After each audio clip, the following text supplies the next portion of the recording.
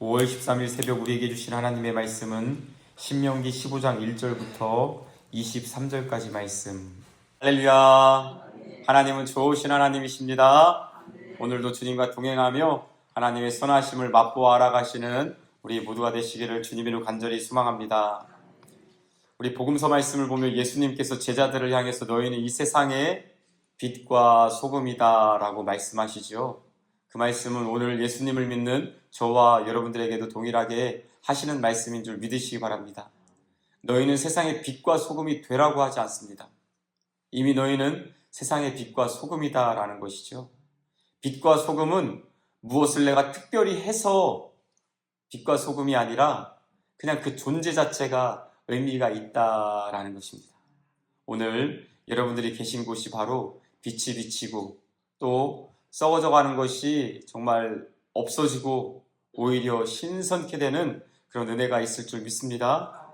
빛과 소금이 된다라는 것은, 빛과 소금이다라고 하는 것은 우리의 삶이 세상 가운데 있지만 다른 기준으로 살기 때문인 줄 믿습니다. 오늘 여러분, 세상 사람들과 똑같이 사는 것이 아니라 세상 사람들과 구별된 모습으로 사는 것이 바로 거룩입니다.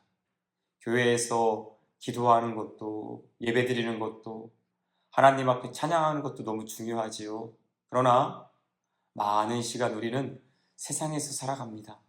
세상에서 내가 이미 빛과 소금이다 라는 생각을 가지시고 빛과 소금으로 새로운 기준으로 살아가시는, 하나님의 말씀이 기준에 살아가시는 그런 은혜가 있으시기를 간절히 소망합니다. 오늘 본문 말씀이 바로 그것을 보여줍니다. 세상과는 완전히 다른 원리, 삶의 방향, 목표, 목적, 이런 것을 보여주고 있다는 것이죠. 오늘 1절 말씀 같이 한번 읽어볼까요? 1절 함께 읽겠습니다. 시작. 매 7년 끝에는 면제하라. 할렐루야. 아멘. 이스라엘 백성에게는 가나안 땅에 들어간 이후에 7년이 지나면 무조건 면제해라, 풀어져라. 너희 집에서 부리는 종이 있느냐? 그 종도 자유하게 해라 라고 말씀하세요. 하나님, 집에 종이 있다가 없으면 내가 힘들 텐데요. 그렇죠? 세상은 그렇죠.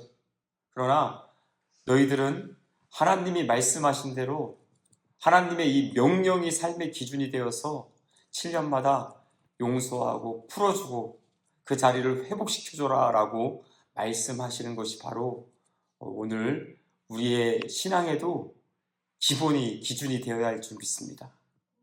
왜 하나님께서는 7년마다 면제하라 라고 말씀하십니다. 면제라고 하는 것은 이런 것입니다. 여러분들이 누구에게 돈을 빌려줬어요?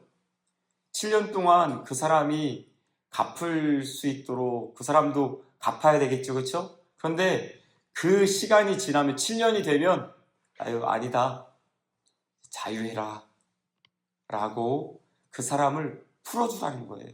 용서하라라는 것입니다. 그러면 저는 돈을 어떻게 하죠? 여러분, 사람이 갚지 않는다고 해도 하나님께서 채워줄 거다라는 것이죠.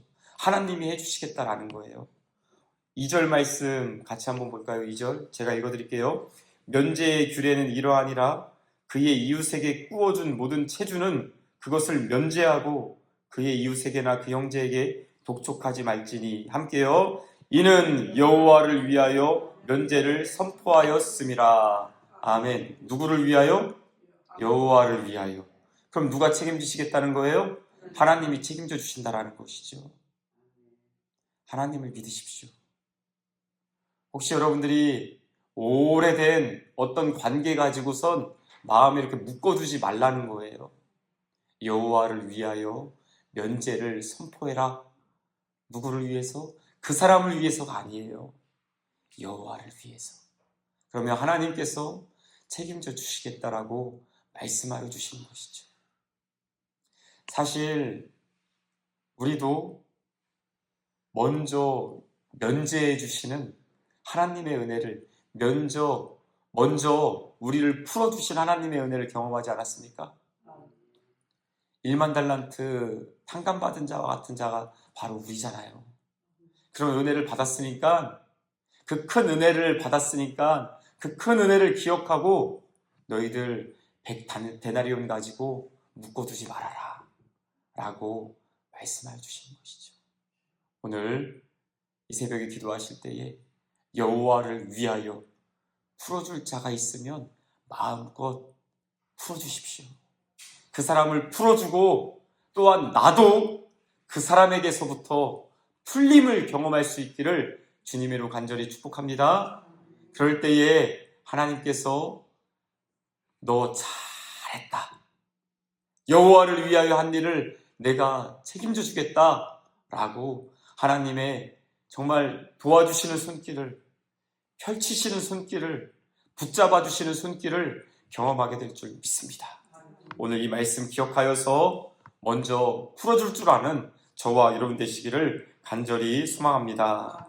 그 다음 우리 7절 말씀 같이 한번 읽어볼까요? 7절 함께 읽겠습니다. 시작. 네 하나님 여호와께서 내게 주신 땅 어느 성읍에서든지 가난한 형제가 너와 함께 거주하거든 그 가난한 형제에게 내 마음을 완악하게 하지 말며 내 손을 움켜주지 말고 8절 제가 읽어드릴게요. 반드시 내 손을 그에게 펴서 그에게 필요한 대로 쓸 것을 넉넉히 꾸어주라. 아멘. 가난한 자가 있으면 말로만 가서 뭐 맛있는 거 사 먹어, 가서 옷 따뜻하게 잘 입어야지 말로만 하라고 합니까? 아니에요. 그게 아니라, 말이 아니라 그 사람에게 내 손을 움켜주지 말고 손을 펼쳐라, 도와줘라 라는 것이죠. 잠언 19장 17절에 이렇게 말씀하십니다.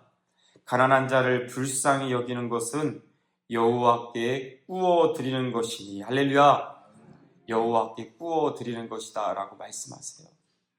세상은 20%의 사람이 세상의 80%의 부를 소유하고 있습니다.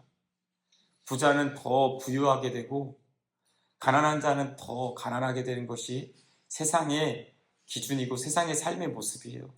하나님께서는 그렇게 말씀하시지 않으세요.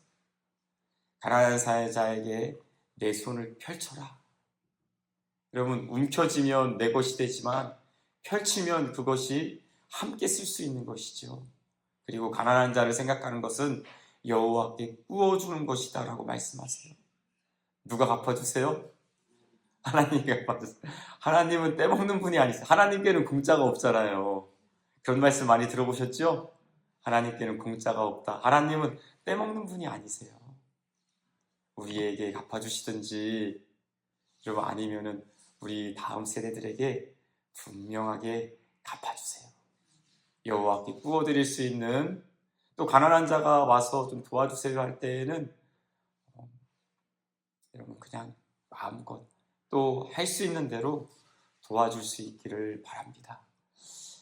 교회에 있다 보면은 이렇게 교회마다 다니시는 분들이 좀 계세요. 여러분 무슨 말씀인지 아시죠?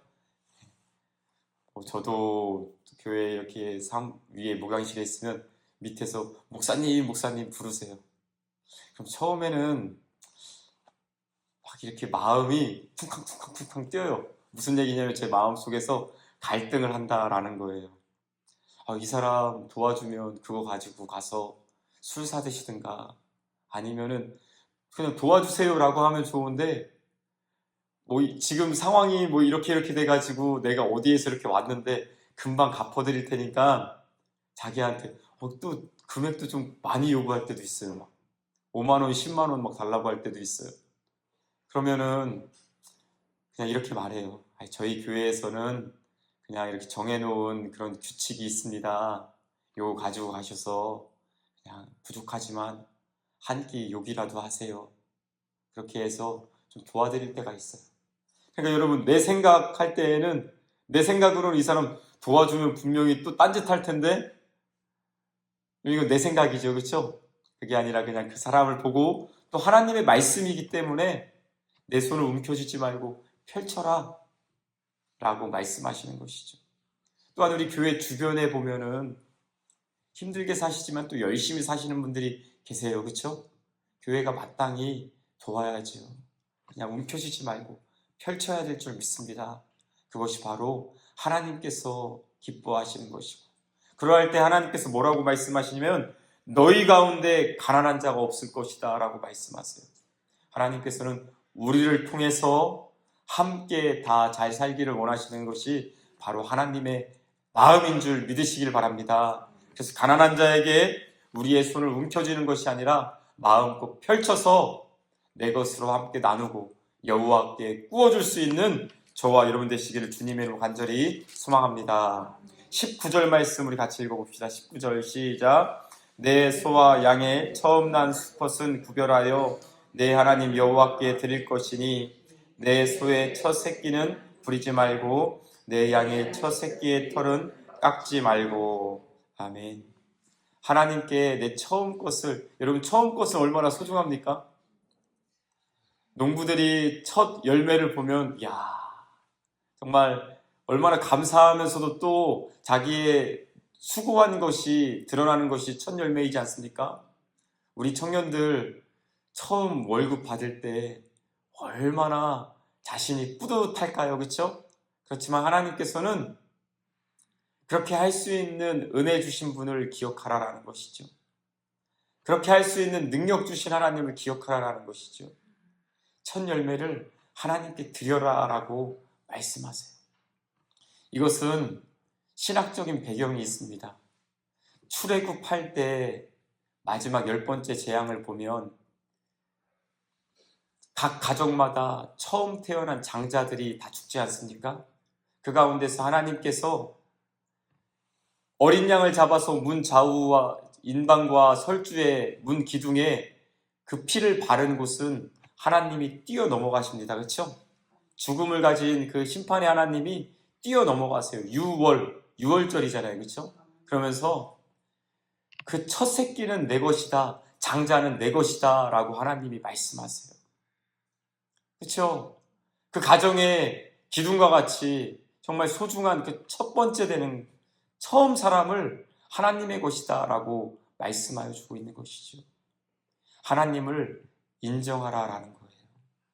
우리가 가난한 사람들에게 손을 펴는 것, 또한 우리의 첫 열매를 하나님 앞에 드릴 수 있는 것, 또한 나에게 어떠한 해를 끼친 사람을 면제해 주는 것, 내가 하는 것 같지만 하나님을 인정하라라는 것이죠. 내가 하면 이런 본전 생각은 사람은 다 들잖아요.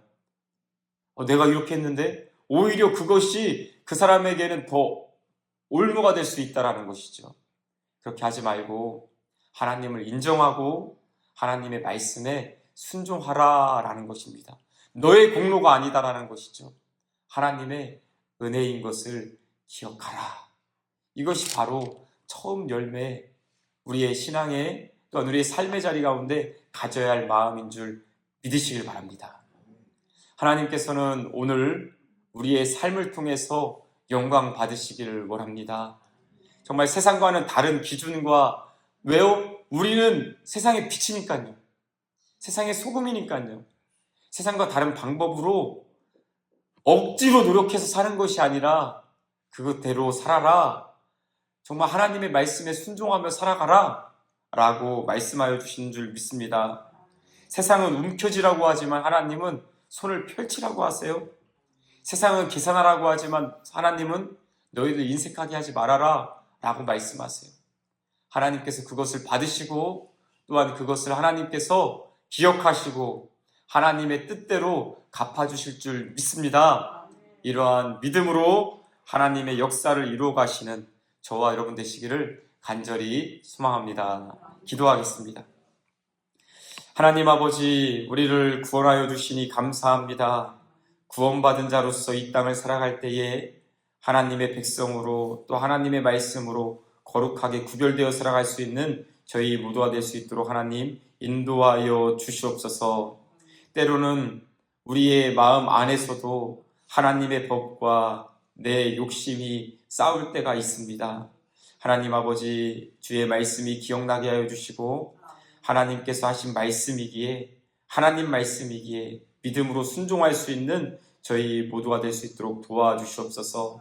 우리가 있는 자리에서 빛과 소금이 되어서 어두운 세상을 밝히고 썩어져가는 세상 가운데 부패를 방지할 수 있는 저희가 되게 하옵소서.